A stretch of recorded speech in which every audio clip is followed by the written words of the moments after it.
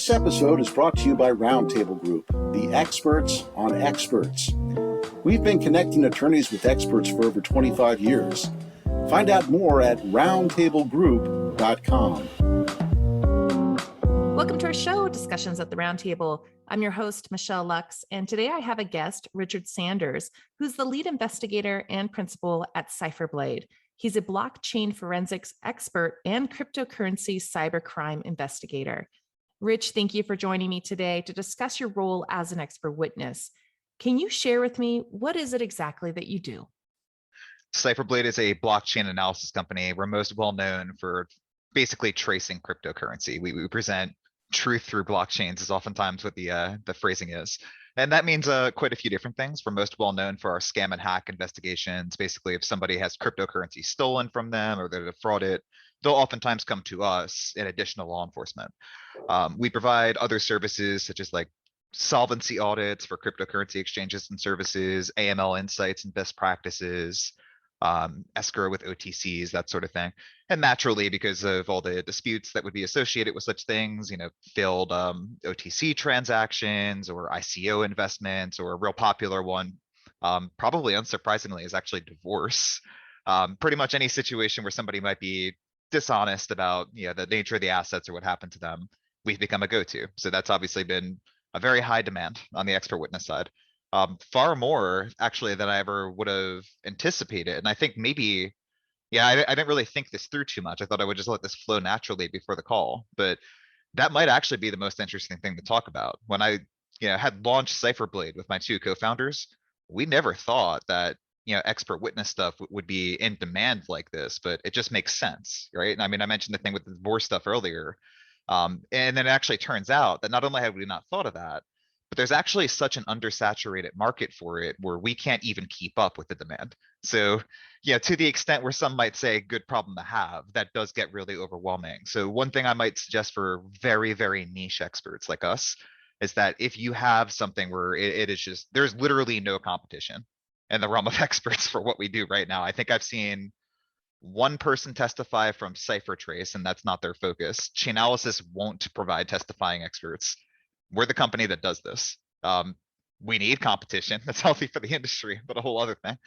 But while you have what is effectively a monopoly, that is the time to scale. So I might suggest to other experts to actually minimize their caseload, do the opposite of what I had done when I had launched Cyberblade, because it was just nonstop.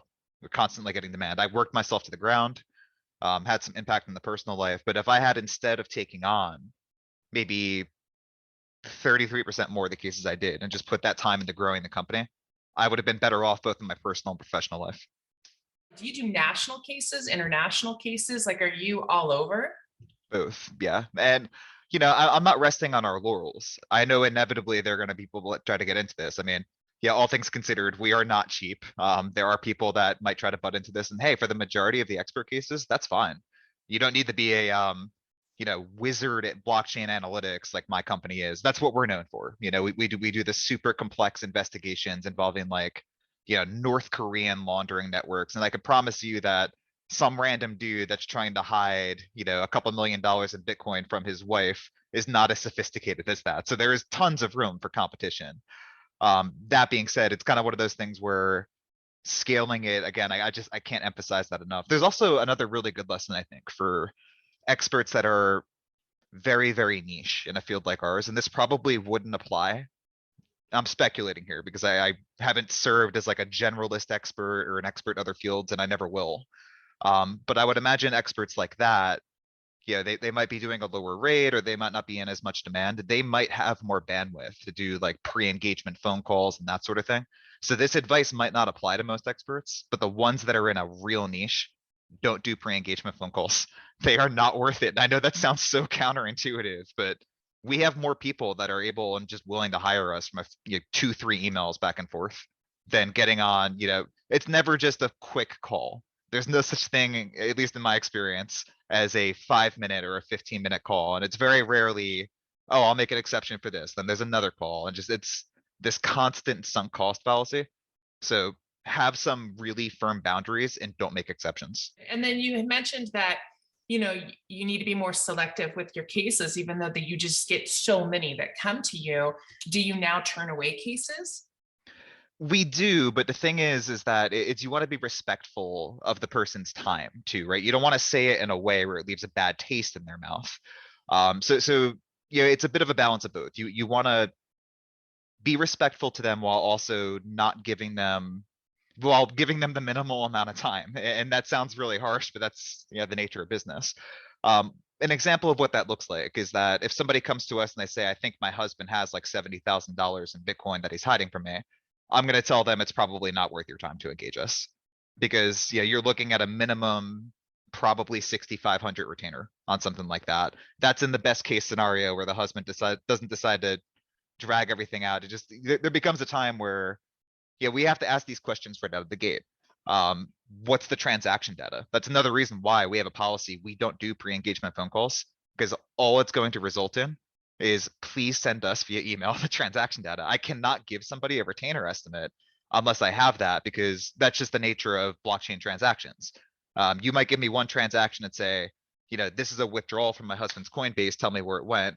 And it could literally take me 2 seconds or it could take me 2 days. So that's another reason why you have to really and getting some copy for that. That's probably also some of the best advice I could give. Not having to type that out every single time, it adds up. Even, it's just a few minutes to tell them I need this. 2-3 minutes over the course of 20 times a day adds up over a week, over a month. You also work with the federal government. Do you see a difference of how you prepare being an expert witness versus private litigation? Yeah, so I mean, I'll be limited on what I could share on specific cases, and it depends upon the government agency. So that's probably the best insight I could give there. I've noticed that there's a distinct difference between, for example, like a regulatory and a law enforcement agency, and it's government. And with anything with the U.S. government, you have to go through all these convoluted systems, like system for award management, all that other stuff. My personal experience is that we became known in the industry. So without name dropping a particular agency, there was one particular agency that had seen something I was doing um, for an unrelated case as an expert. And they had met with me in the course of that. And there was an internal recommendation within that agency for an unrelated case that they reach out to us. It was a direct recommendation that way. I'm not sure if that's the norm for other experts. One thing that I think our firm should do in the future, and I don't know whether or not this is good advice for other experts, but it seems like it might be, is getting set up on government contracting sites. But I'm still learning about all that. How does government acquire experts? But our experience so far, because we're not like, within those systems, like, soliciting contract work or any of the sort, it's all been direct referrals. And that's not isolated to US government. We've seen that with like, surprisingly, couple legal aid cases in other countries. The ones that normally would just be non-starters for us because the amount's lower. So that applies too. And it also like, well, I won't get into too much on anything, as an expert for federal government on the US side. One thing that is related to that would be how do you be an expert in more stringent jurisdictions? Because I will tell you this from my experience, and this would be advice I would give to an expert that is in a niche field or not. If there is a possibility that they are going to testify in the UK, holy moly, are the requirements for those courts stringent. So anything like relying upon evidence and really meticulous attention to detail in the reports, which is important in the US, but English courts are absolutely bonkers with that. It's a night and day difference. Is there any advice you'd like to end with for our listeners about how to be a great expert witness? I would say probably the last advice I could give is don't rest on the laurels. Right now, we're a little bit of well, not a little bit, we are effectively a one-trick pony.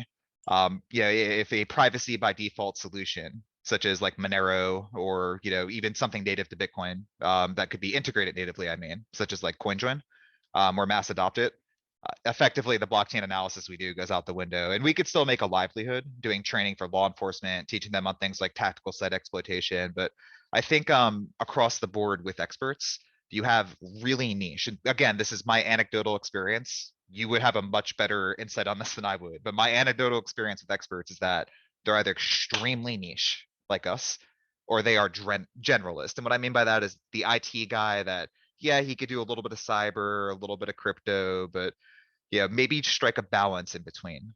That might be the advice I have. But this was interesting. I appreciate that. Well, hopefully we'll call you soon for some cases that won't be too overwhelming. I know you're busy. Well, no, the good news is that I've been scaling aggressively the past few months. So I might have been working 68-hour weeks the majority of the year, but my past week was a cool 40. So Wow. Well, keep enjoying that life-work balance. Kind of go from there. But thank you, Rich. You have a good rest of your day too. you too, Michelle. Thank you. Thank you for listening to our podcast, Discussions at Roundtable. Our show notes are available on our website, roundtablegroup.com. Subscribe today on Apple Podcasts or your favorite listening apps.